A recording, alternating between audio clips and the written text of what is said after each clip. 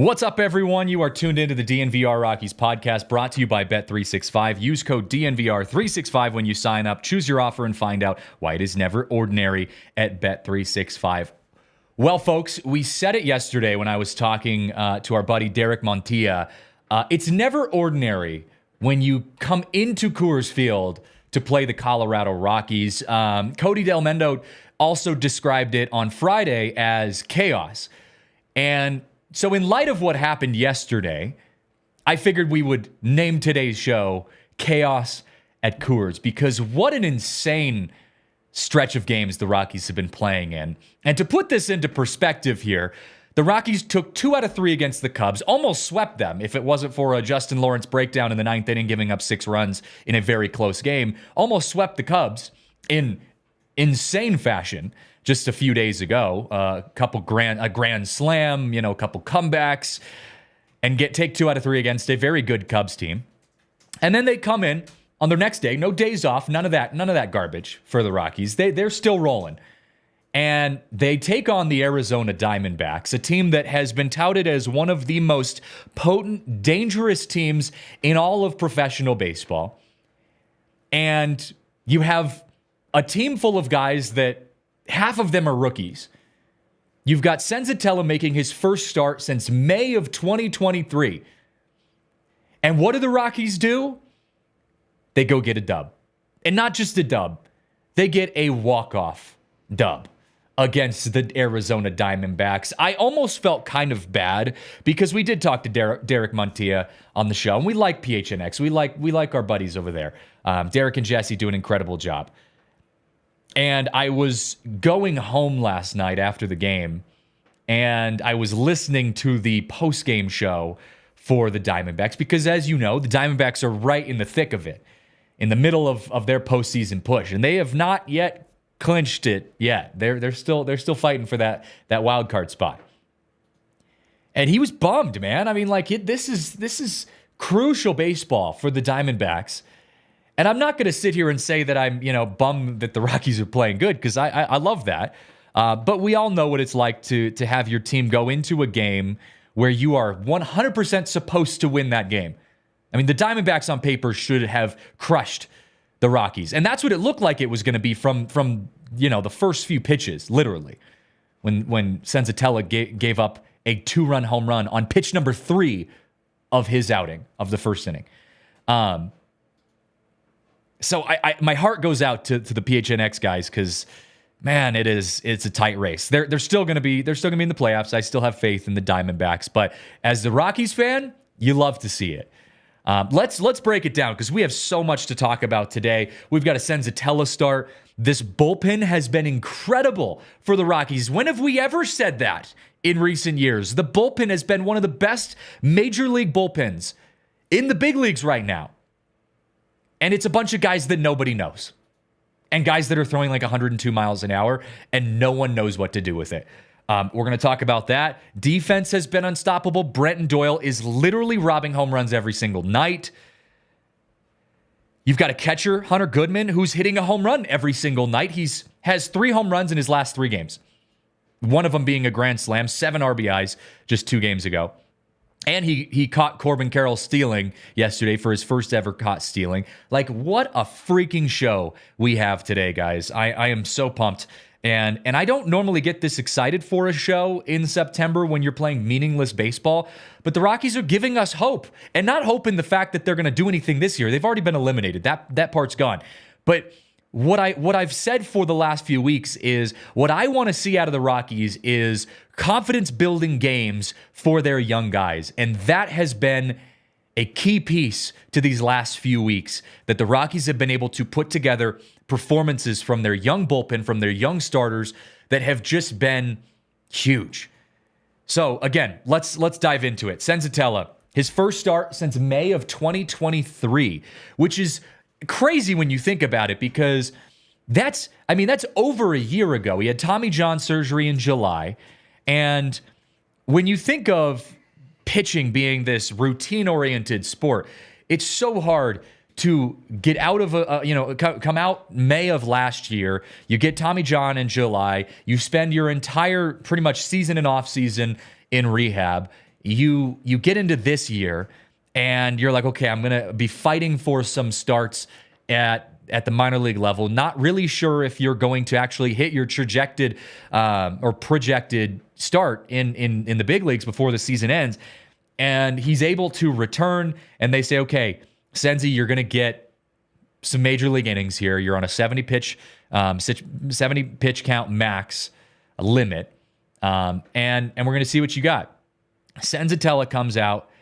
He gives up a first pitch triple to, I believe, Corbin Carroll. It was Corbin Carroll, because they switched to the Corbin Carroll and Ketel Marte in the lineup. So Carroll leads off the game. First pitch back for Senzatella is a triple.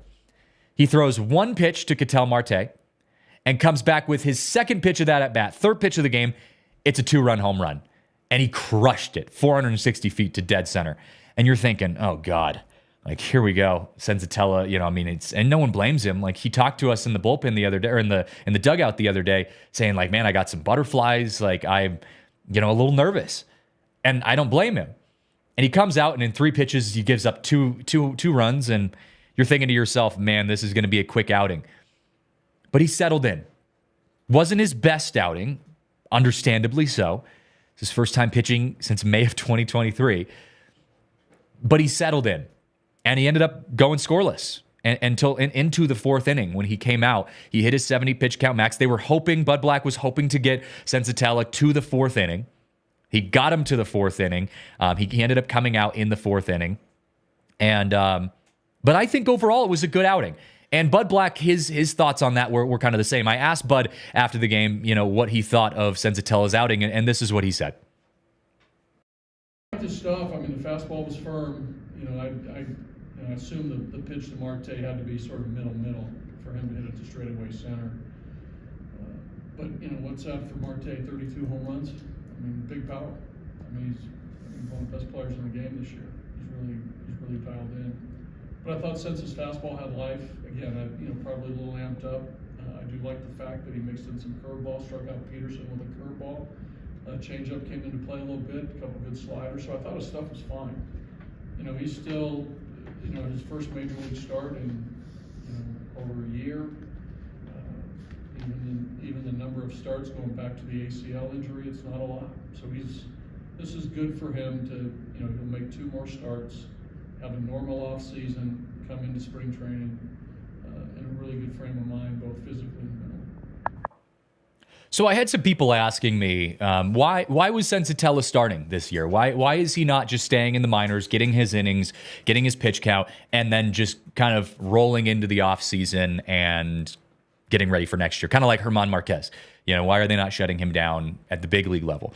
And the answer to that is just, I think, and Bud Black touched on it there for a moment, but when you have a guy who hasn't pitched in over a year, you want them to keep that major league mentality. You want them to be able to pitch from the perspective of facing big league hitters, to keep that confidence, to say, I'm going to have days where I go in and give up 3 pitches and 2 runs to start the game, but then I can settle back in and keep my team in the game. And that's exactly what he did. He only gave up 2 runs.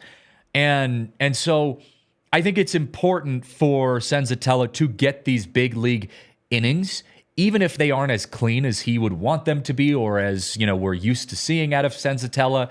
It's important for him to continue to maintain his confidence as he progresses through his career and work on some things. He's been working on his off-speed pitches. He did get a couple good strikeouts on the curveball, which Bud Black mentioned. He struck out Jock Peterson on a curveball in the second inning, I believe. That was good to see. These are things that we're wanting to see out of Senzatella so that he can go into the offseason with the confidence that he is ready to go come next year and next season. And look, Senzatella's been with the team for a handful of years. I don't know what his longevity is going to be like. with the team, but what I do know is that he is going to be a piece of this Rockies starting rotation for the next few years at least, at minimum, at least in conversation, at least next year. And so the Rockies need to get his confidence back to a level where he's able to go in and continue to maintain maintain outings at the big league level on a consistent basis. And I think that's why we're going to see Senza here not getting shut down like we're seeing German Marquez. So that wraps up the Senza stuff. But it was good to see him back out there. Good to have Senza back. Let's talk bullpen, though, because the bullpen is something that just doesn't get a lot of love for the Rockies, and it's understandable. The animosity towards this Rockies bullpen has been warranted because they've been terrible in the past few years. But recently, over the past few weeks, the Rockies bullpen has been one of the best bullpens in baseball. And the reason that this is promising to me is because this isn't a bunch of guys who have been up and down, inconsistent over the years and, kind of your same core of inconsistent bullpen pitchers that we've seen over the last few years. This is a bullpen of guys that we've pretty much never seen and have also not seen a lot of big league time either. And they are pitching as if they are seasoned veterans out of the bullpen. For example, Anthony Molina comes in yesterday and he throws 3 innings pitched, and he was asked to get this long bullpen start, I would almost say, because they knew that Senza wasn't going to go very long with his 70-pitch limit. So Anthony Molina was expected to have a short start out of the bullpen today, or yesterday. He throws 3 innings pitched, 20 pitches total. He had 1 3-pitch inning. And that's the first time in franchise history anyone for the Rockies has ever done that before. 3 innings pitched, 20 pitches. Seth Halverson comes in, gets the dub, 2 innings pitched, 2 hits, no earned runs. He throws 22 pitches, only 5 balls in those 22 pitches. In the last 4 weeks, the bullpen, comprised of Luis Peralta, Jaden Hill, Seth Halverson, have all made their MLB debut. And from the pen, they have pitched 17 2/3 innings, only allowing 12 base runners and 1 run. They have 16 strikeouts. That's incredible. And I know they're young, and I know they are new to the game at this level. But they're playing teams. The Rockies are in a stretch of 27 straight games where you're facing teams that are over 500. So you're not just playing bad teams. You are playing the best of the best. The Brewers, the Braves, the Cubs, now the Diamondbacks. And you have allowed 1 run in 17 2/3 innings and only 12 base runners. On Sunday, Jeff Criswell struck out a season-high 6 batters in 2 2/3 innings. Another MLB debut this season. Seth Halverson looks like one of the best potential closers that this Rocky team has had. And Vodnik's thrown right in the middle of that. Seth Halverson's averaging 100 miles an hour on his fastball and can wipe you out with an off-speed pitch. He was asked to throw 2 innings yesterday for the first time in his career. He only gave up 2 hits. He has still yet to allow a run in his big league time. The Rockies bullpen is showing some of the most impressive promise that we've seen out of a bullpen since 2017, 2018. And I get ahead of myself sometimes, and so I want to be aware that this is a young bullpen and that we are still new to this. It's a long time before we can get to a playoff-oriented team here.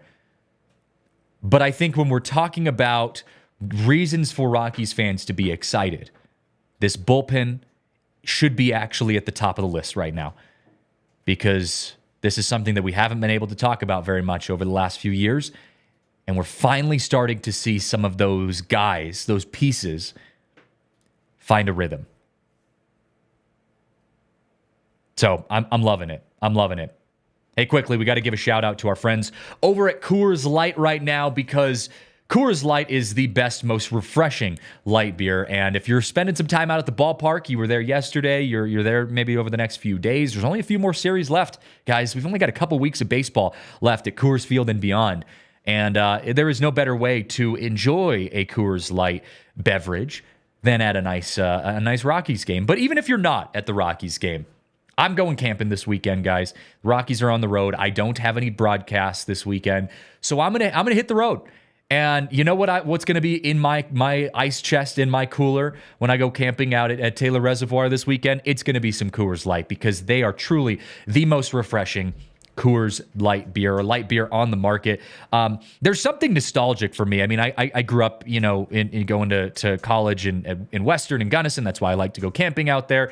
And Coors Light was my go-to beer. And so anytime I go back out into the mountains, I'm visiting some old friends. We get the dogs all together and some old friends, and we go sit out on the reservoir on the banks and toss a line in, hope to catch maybe a little kokanee salmon run, or even some lake trout. And Coors Light just makes me feel like I'm back in my early 20s.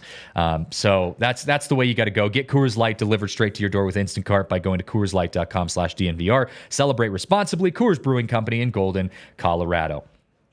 Also, got to share some love with our friends over at Bet365, because at Bet365, we don't do ordinary. And look, if you had bet on the Rockies winning yesterday at Bet365, you might have won a little bit of cash, because the Rockies were not favored to win that game.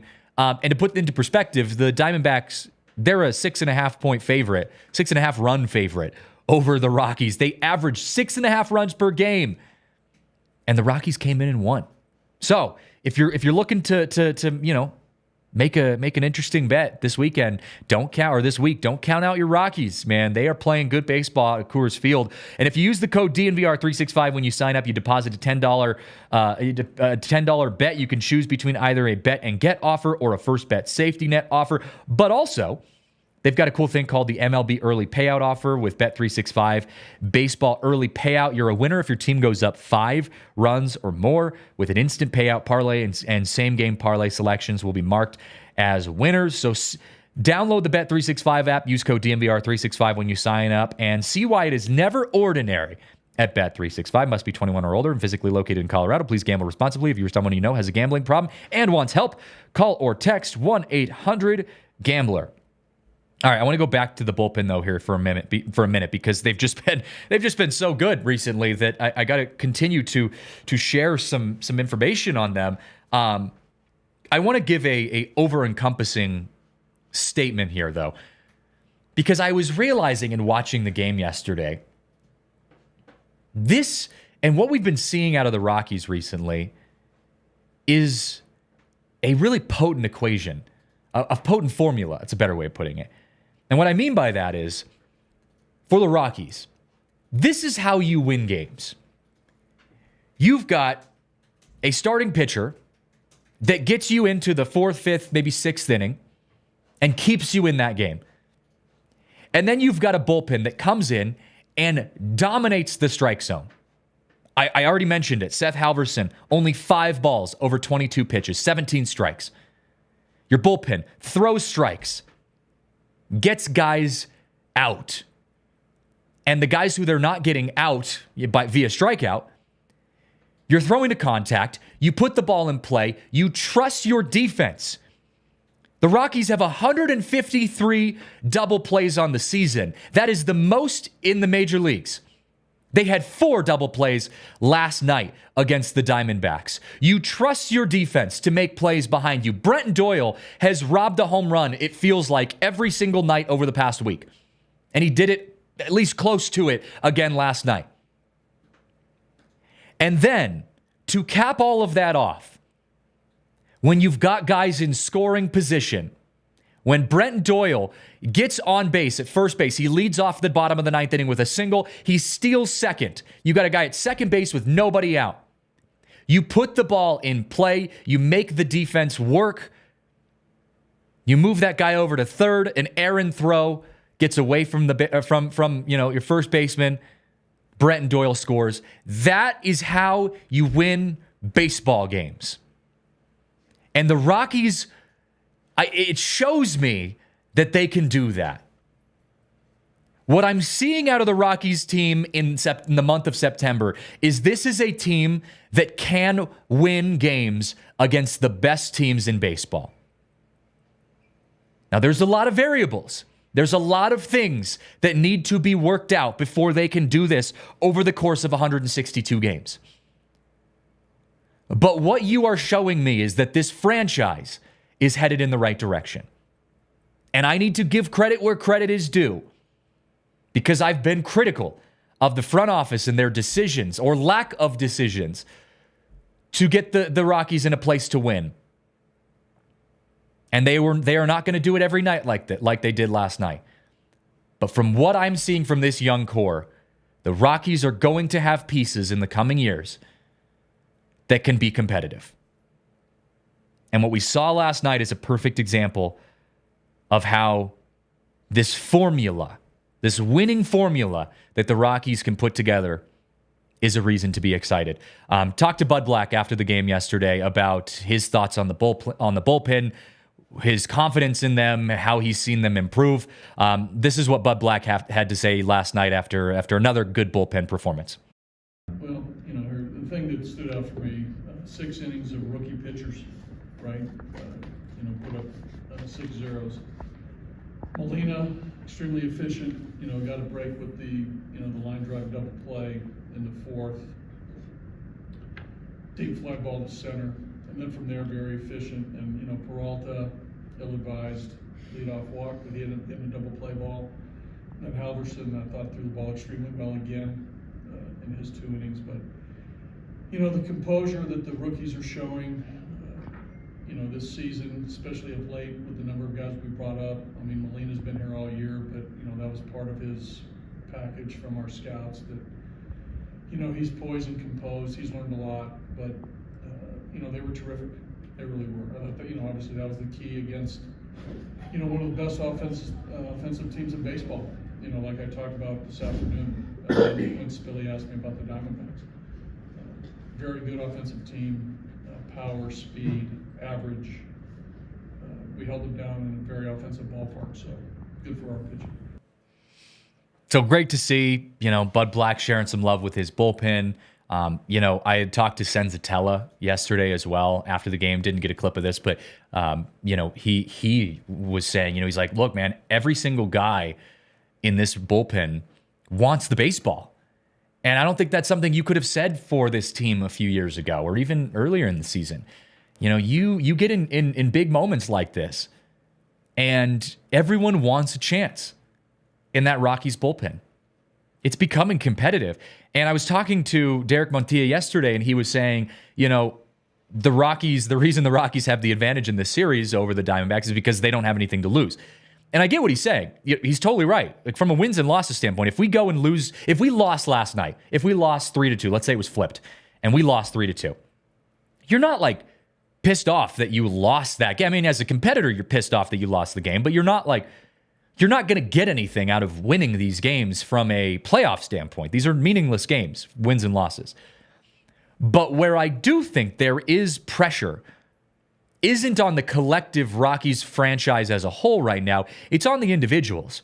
Anthony Molina was asked to come in and throw 3+ innings out of the bullpen as a guy who made his major league debut earlier this season. These guys are trying to feed their families right now. None of these guys are on huge big league contracts. Seth Halverson, Luis Peralta, Anthony Molina, Hunter Goodman, Jordan Beck. Like, none of these guys are raking in money. They have not made it yet. They have not earned their spot. And I want to talk in a moment about our catching situation. I'm going to talk about, guys trying to earn their spot. But these guys are there's pressure because these guys are fighting to make a living, which I think is even better. Because if you're not motivated by wins and losses, which the Rockies aren't because they're not going anywhere this year, well, be motivated by your desire to be the best possible player you can be. Like, I look at a guy like Ryan McMahon, and we're going to talk about Ryan later in this pod. he's struggling right now. And it doesn't feel like there's an urgency on McMahon's spot, although he's a competitor, and this is no disrespect to Ryan McMahon. I know he wants to go out there every single day and earn his spot. But, he's got the contract. He's got the All-Star appearance. He's got his spot on the team. And so he's not trying to, fight for his life out there. Although, again, he'd probably correct me on that. He'd probably say he is. But it doesn't look like that. Whereas you get guys like Seth Halverson, this guy is trying to be the next closer of the Colorado Rockies. And you can see it. I mean, he's intense. Drew Goodman was talking about it on the broadcast last night. Guy wears his hat down below his eyes. He looks intense. He looks brutal out there in a good way. So I do think there's some stuff on the line for these Rockies players. I do think they're playing with a chip on their shoulder this week against the Diamondbacks. I want to talk about the Rockies catching spot right now because we saw a lot of hype around the entrance, the announcement of Drew Romo becoming the Rockies catcher, and rightfully so. Romo's an incredible catcher, and he put up good numbers in the minors. And with Elias Diaz getting DFA'd, the spotlight turned to who's kind of the next big prospect on that list, and it was Romo from the catcher standpoint. And Romo has been a good defensive catcher, and we've done stories on him here, at DNVR about his defensive prowess behind the plate. You can go on to our DNVR Rockies Twitter page, and you can see some videos I put together on that and interviews with him. But his bat wasn't there. He had a good series against the Marlins, but consistently, he still doesn't have his home run. Just wasn't able to get his bat rolling. And so Bud Black started moving Stallings back into that rotation. Instead of it being, 2 games Romo, 1 game Stallings in a series, it became 2 games Stallings, 1 game Romo in a series. Now they brought Hunter Goodman back up, and they're starting to give Goodman more of these opportunities here. And I talked to Bud Black about that yesterday before the game and said, okay, why are we seeing Goodman, more than Romo? And Bud Black's answer to me was Romo's young, and he's really happy that Romo is in the dugout. He's getting his reps in, before the games. He's getting his batting practice in. He is very happy that Drew Romo is here where he needs to be right now, and he's glad that he's there. But Hunter Goodman's winning you games right now. And Bud Black said, even though defensively, Drew Romo's probably the defensive catcher of the team, Hunter Goodman, his bat is outweighing his, I wouldn't call it lack of defense, but his bat is outweighing Drew Romo's defensive power behind the plate. Hunter Goodman's a good catcher. He's not a bad catcher. He's just not, he doesn't have a 1.7 pop time that Drew Romo has. But he had 7 RBIs in the game against the Cubs, including a grand slam, 2 home runs. He had a home run last night that proved to be the home run that tied the game. Hunter Goodman is looking like he might be the next catcher for the Rockies for the time being. He's got the power. He's able to hit for average, from what it seems like. Hunter Goodman is batting .300 right now with 4 home runs and 9 RBIs in his last 6 games. And he caught Corbin Carroll's stealing second yesterday. His first ever caught stealing was Corbin Carroll. That's a pretty good guy to catch running out there on the base paths. So I think Bud Black is prioritizing the offense more than the defense right now.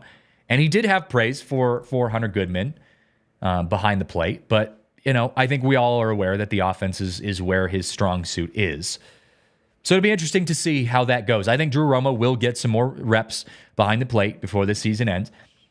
But I think Romo's got a little more more room to improve. And Bud Black also mentioned, too, that Drew Romo needs some more work in the minor leagues. And so I think next year we'll probably see Romo start in Albuquerque, Hartford, maybe, to begin, and then see where he goes from there. But that's the beauty of having some options, you know? Drew Romo is not a bad player. He is a great catcher. I think his bat has shown that he has the ability to be a good hitter. Just needs to get his swing back online. That's all.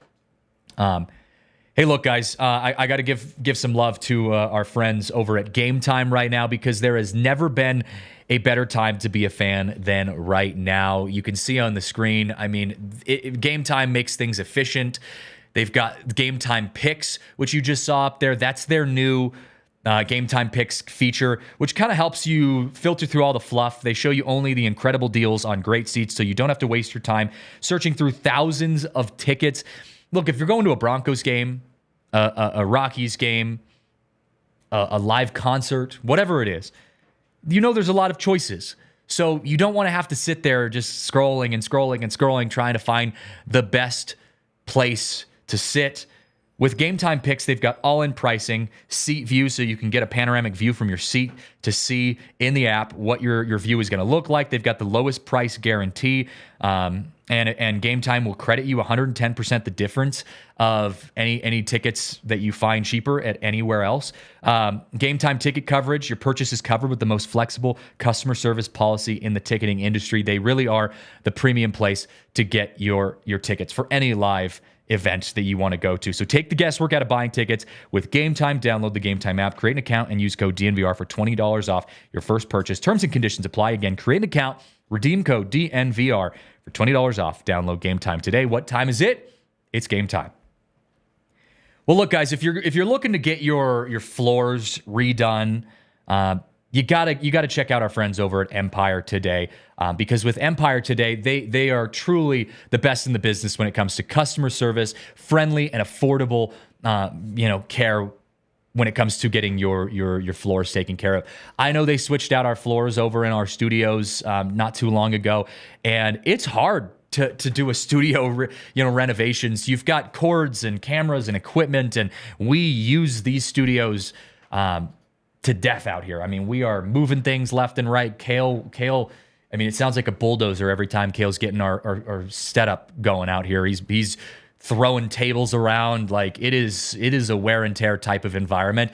And Empire Today, they came in and got everything taken care of. They worked well with us. They had their premium installers come in and get the floors done. It's convenient, it's friendly, it's efficient, it's honest, it's upfront. It's the way you should be taking care of your floor. So schedule a free in-home estimate today. All listeners of this podcast right now can receive $350 off discount when they use promo code DNVR. Restrictions apply. See empiretoday.com/DNVR for details.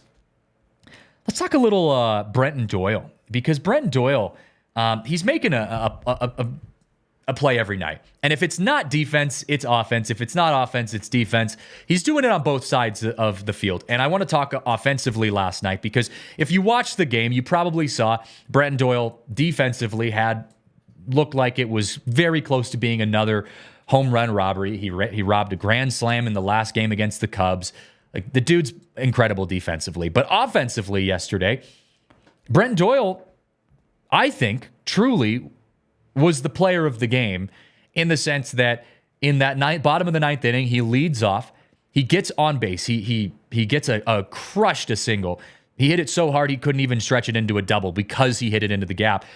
He had to stop it first because it was hit so hard. Then he's able to use his legs, stealing against one of the best catchers in baseball, a Gold Glove catcher, gets in scoring position, and that sets up the walk-off. So Brenton Doyle, I've said it before on this podcast, he's the future face of this franchise. He is a guy that is going to be showing out every single night for the Rockies. He puts his best foot forward. And if you look at his defensive stats, there was an argument when I had this conversation. I think I talked to our buddy Noah, who's in the Toyota chat today. Noah on the podcast like a couple weeks ago. Is Brenton Doyle the best center fielder in baseball? And there were people on Twitter with me like, no, it's so-and-so. And you don't know what you're talking about. Brenton Doyle is not the best center fielder in baseball. And I get it's all subjective. Like everyone thinks they've got the best center fielder in baseball. But let's put some stats behind it. Coming into this season, coming into this series, Brenton Doyle is tied for the second most defensive runs saved among center fielders since the start of last year. Not this year, last year. He is number one in Major League Baseball in, quote, good fielding plays at the center field position for this season. You could make the argument very, very clearly that Brenton Doyle is the best center fielder in baseball right now. And his bat has caught up. Not saying he's known for his bat, but it's caught up. So I just want to throw that out there for the people saying that Brenton Doyle isn't the best center fielder in Major League Baseball. You could make that argument now. And I think we're going to keep making that argument here for a while. So let's have that debate. Someone come on the podcast with me and we'll argue. Who's the best center fielder in baseball? My money's on Brenton Doyle right now, as of today. He's been playing incredible. I want to point out a little bit. I had talked about it earlier in the show that the Rockies are in a stretch of 27 games right now against teams with a 500 or better record. Just wanted to share. I got this information from the Rockies' incredible stats department, their PR team, or their communications team. So far, in this stretch of 27 games to finish the year against teams of 500 or more, the Rockies are 7-8. Their bullpen is posting a 3.15 ERA, and they have held opposing teams scoreless in 7 of the last 11 games. I'm talking about their bullpen. The bullpen has held opposing teams scoreless in 7 of the last 11 games. Now let's remember, and I'll look at it here. These aren't slouch teams that you've been playing against. You had the Cubs, you had the Tigers, good team. Brewers, Braves, Orioles. Those are all playoff teams or possible playoff teams. And your bullpen has held the opposing team scoreless in 7 of the last 11 games. Can we just let that sink in for a moment? I didn't think that was a real stat. 3.15 ERA. And they're 7-8 as a team, which the 7-8, whatever. But their offense needed to pick up the slack on some of those games. Since July 4th, the Rockies are 17-12 at home. That is the 5th best record at home in MLB. It's a .586 win percentage. If only we played an entire season at Coors Field. Wouldn't that be nice? That's no surprise, though. The Rockies always have played well at Coors Field, but it just shows that the Rockies have gotten better in the second half. And can we look at the trajectory as well? Because we've talked, the Rockies started out this season pretty slow. And I think we could see the writing on the wall. There's always anticipation. There's always hope. When the season starts, you start to think to yourself, maybe this is the year. And I say it when I talk to guys like Derek Montilla, or Abby Jones with DLLS and the Rangers. We talk to people who cover teams that kind of went from nobodies to somebodies overnight. The Rangers are a perfect example of that. No one expected them to win the World Series going into last season, and they won the World Series. So as a Rockies fan, you have this hope, this dream that maybe next year could be our year. And you come into the offseason, hopefully your team's made some moves. You think, what is it going to look like this year? And then the Rockies start the way that they did this year. And it's like, all right, this isn't it. It's not going to be the year. And it wasn't. The writing was on the wall.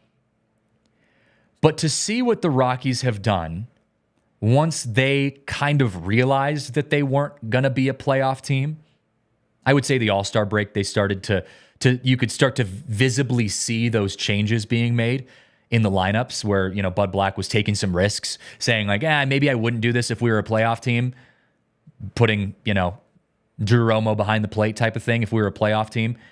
But I'm going to do this because we're not, and I want to see some of these guys. And to see the trajectory of this team shift in the latter half of the season, again, the Rockies have a .586 win percentage at home since the All-Star break. That has been very promising to me because it shows me that there are good players that are coming through your farm system and currently on your team as rookies right now. Chase Dollander, he is throwing a playoff game tonight for Hartford. I expect him to be a pitcher in Coors Field within 2 years. It'd be a shock to me if he's not at Coors Field by next year. Charlie Condon is going to be playing at Coors Field within the next couple of years, I would think, or at least making his debut within the next few years. And that's not including the guys that you've already got there right now. You've got one of the best outfields in baseball, definitely one of the best infields in baseball. Two of the best outfields and infields in baseball are playing right now at Coors Field in the Diamondbacks and the Rockies. Offensively, you got to pick it up a little bit, but your pitching staff is starting to come along. You probably need to get a couple better starters. I think starting pitching is actually starting to become that like X factor where you're like, maybe we need our starting pitchers to we need to have a couple dudes in the starting rotation. Hopefully Dollander can be that guy that kind of gets things rolling. Kyle Freeland picking it back up. Your bullpen's looking real good. But it's just good to see the trajectory moving a little bit in favor of the Rockies. Speaking of some positive surprises, I was talking to Bud Black before the game yesterday, and there's an interesting storyline at the game today, something that I'm actually going to be showing up a little early for. An old friend of the pod, and by old friend of the pod, I mean like a month ago, Charlie Condon is suiting up, getting out there for the Rockies, not playing.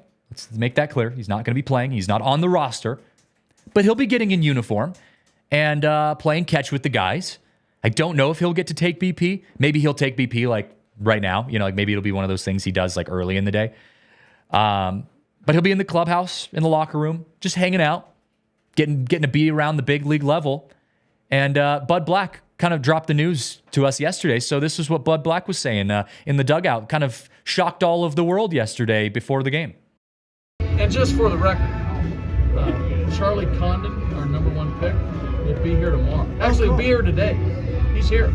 I think he's in the building. But tomorrow, he's going to be out there playing catch with the guys. He's going to take BP. He's going to take some grounders, some fly balls.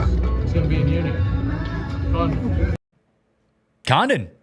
There you go. You get to see Charlie Condon at Coors Field, albeit under different circumstances. But he'll be there. I'm going to go, a little early, try to talk to him, see if I can track him down. Definitely get some videos of his swings at BP if we get to see him and see him out there on the field.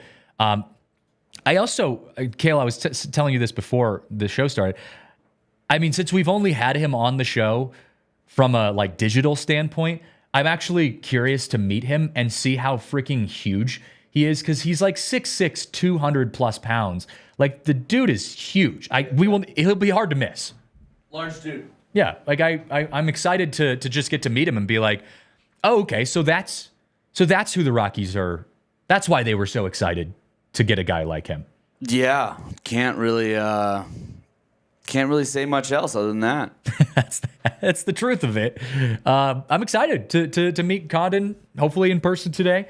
I know I was talking to Shelby, one of the communications directors for the Rockies, and she was saying he'll probably be talking to us around 4-ish.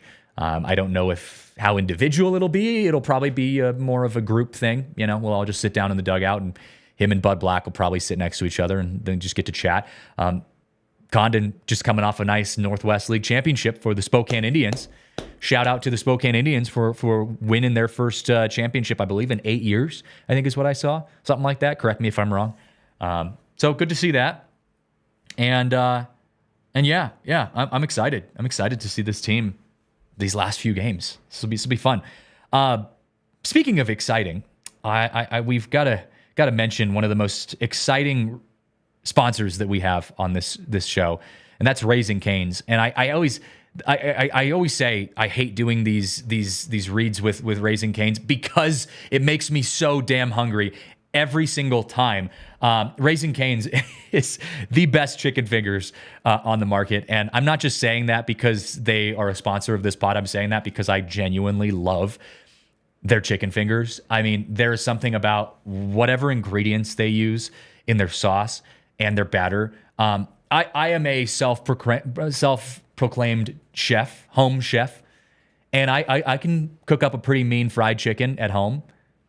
I just can't. I can't figure it out. I can't get the secret ingredients that Raising Cane's uses to make their chicken the way that they are. It is just truly a signature, once-in-a-lifetime type of fried chicken that you get over at Raising Cane's, and sounds like that's probably going to be where I go for lunch today after doing this read. So you guys got to make sure you check out Raising Cane's. Make a pit stop there.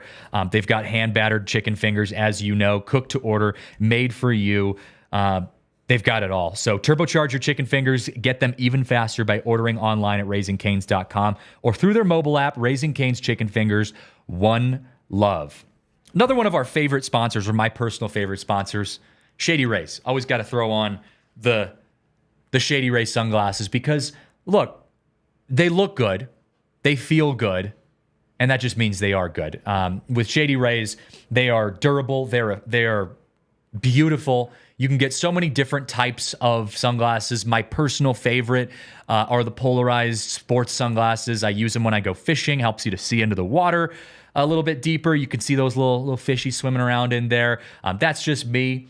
Some people like them from a little bit more of a stylish standpoint. But whatever you're into, Shady Rays has you covered. And exclusively for listeners of this show, Shady Rays is giving their best deal of the season. Head to shadyrays.com. Use code DNVR for 35% off. That is a rearing good deal.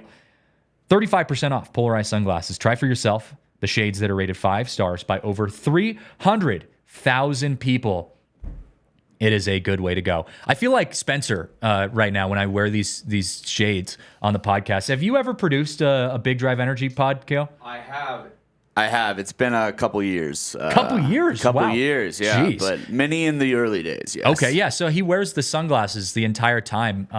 It's kind of like a PFT type of vibe. Maybe I'll finish the show with the sunglasses. You look good. Thank you. I appreciate that. I do enjoy covering my eyes when I talk to people, just because it gives off a very mysterious look sometimes. Are we about the mystery here on the pod? Sure, why not? I always say you never know what you're going to get from the Rockies. You might as well never know what you're going to get from me. Surprises all around. A man of mystery. A man of mystery. Yeah, we'll go with that. Look, it's Tuesday, right? It is Tuesday, right? It is. Okay, thank you. That is how the week works. It feels weird because I normally don't do back-to-back shows. It is Tuesday today. So on Tuesday, I've decided that in light of a challenging Rocky season, whenever we do a Tuesday podcast, we're going to do a little therapy session here on the show. Because we're big mental health advocates on the podcast. I come from a family of mental health professionals. My mom is a licensed therapist and also an elementary school teacher, which is a mental health coach in itself. And so whenever you're a Major League Baseball fan, especially a fan of the Rockies, I think it's important that we take care of our mental health here on the show. And part of that is reflecting. You want to go through some reflection periods throughout any day. And when you reflect, I think it's important to acknowledge things that you're frustrated about. I call them reasons to be pissed. Got to let your anger out a little bit. And also reasons to be excited. You've got to be positive sometimes. Reflect on those good moments in your life as well. So in today's therapy session with Christian, we're going to be starting with a reflection on things to be a little frustrated about, things to be down. Ryan McMahon right now, since the All-Star game, has been hitting 187. A $187 with only 9 extra base hits and almost 200 plate appearances. Unfortunately, that's not where he wants to be. And I know he's probably more upset about it than anyone else. It sometimes is the ups and downs of a season. That's the way it goes at times. But that's a reason to be frustrated right now, you know? You wish for his sake and for all of our sakes, because he's so fun to watch when he's playing well, that Ryan McMahon is able to pick it up. So hopefully this is the end of this year. He'll be able to kind of find a rhythm. He's had a couple, good home runs mixed in there, but that's a reason to be frustrated. Reasons to be excited? Well, God, there's so many of them. I talked about it the entire first part of the show. The bullpen. Can we just acknowledge how incredible this bullpen is? I am fired up right now. I'm going to shed some happy tears here in the booth. You won't see it because I'm wearing sunglasses because I'm insecure about my emotions. That's why I'm in therapy. But we're here. The bullpen is showing up for the Colorado Rockies. And I'm all for it. So, folks, let your emotions out here. It's a safe place. You're in the DNVR lounge here. It's a safe spot. All emotions are accepted. And right now, today, we get to be happy. Because the Rockies walked it off against one of the best teams in baseball yesterday. They've got another great game coming up tonight. Whoo, it is a good day to be a Rockies fan. I don't get to say that very much. It's a good day. Look, we've got some interesting stuff going on tonight. Apparently, Kale, I don't know if you saw this. There's supposed to be a crazy windstorm in Denver today. I've been in California, man. I had no idea what's going on. California, Mexico, or California, California? Well, I don't know. You don't know? Check out the Avs account. See what we were up to. You guys happen to be flying in style, is what I heard. Maybe something like that. Something like a private jet is what I'm thinking. We need to get the private jet for spring training. I was all in on the bus for spring training. Now that I know there's a private jet option, might be a step up there. Yeah, you and I might have some fun in Scottsdale next year. I agree. I'm looking forward to that, man. Goodness gracious.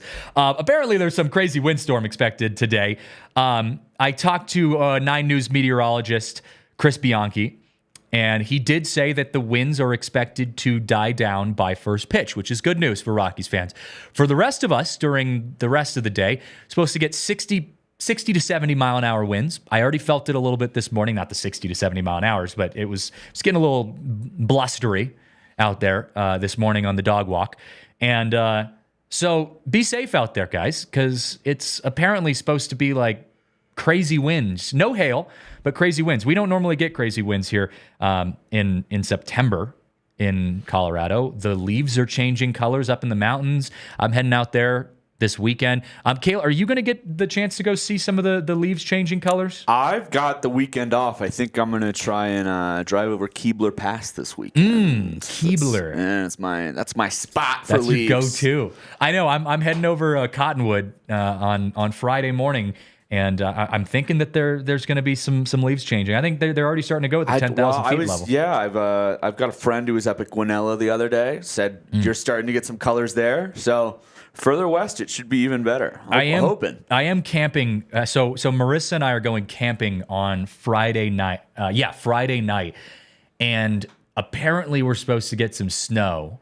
And do you think that we're going to be comfortable camping in this time of year? I don't think I've ever camped in September, like early October, late September in Colorado.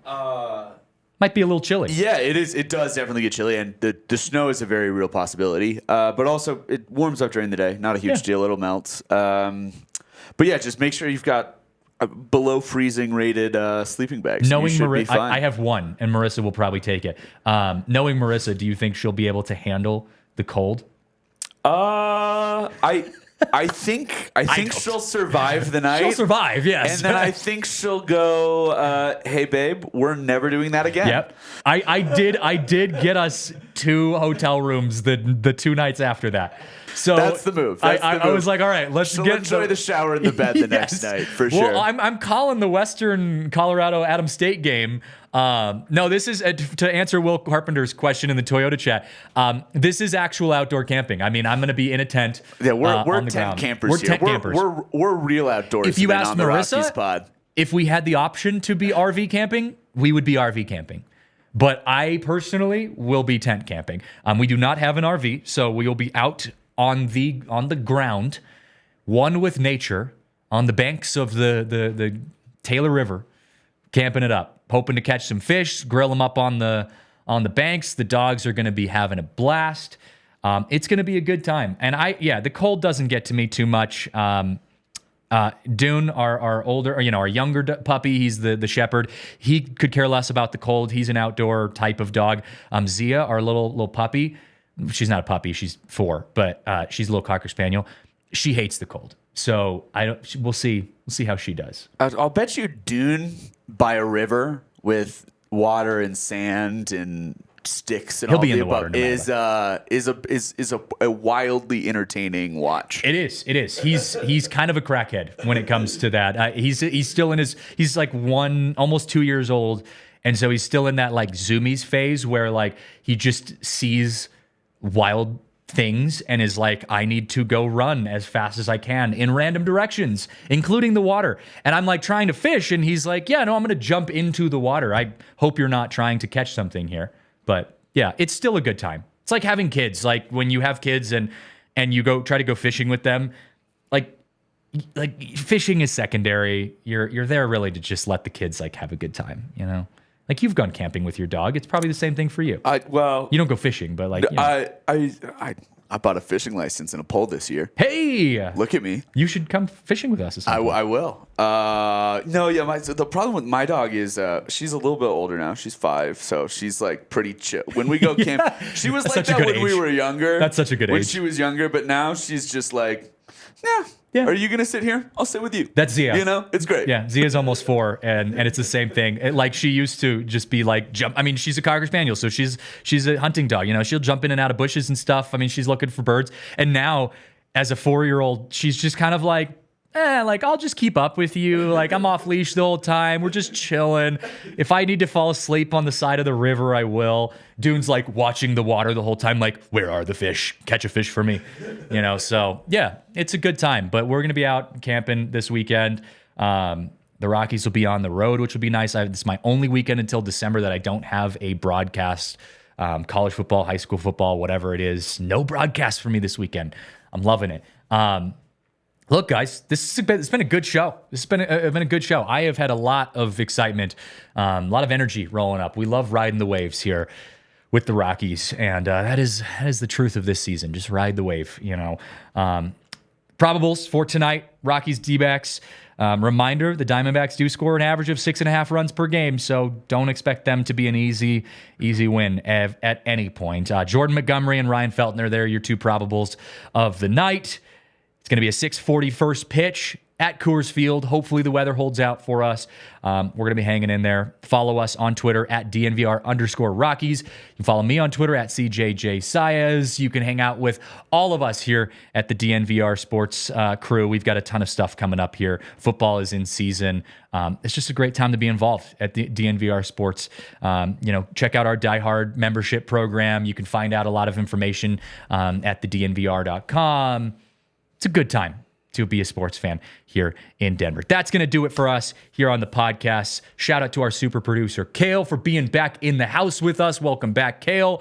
I am Christian Saez. This has been the DNVR Rockies Podcast, brought to you by Bet365. We will see you guys tomorrow.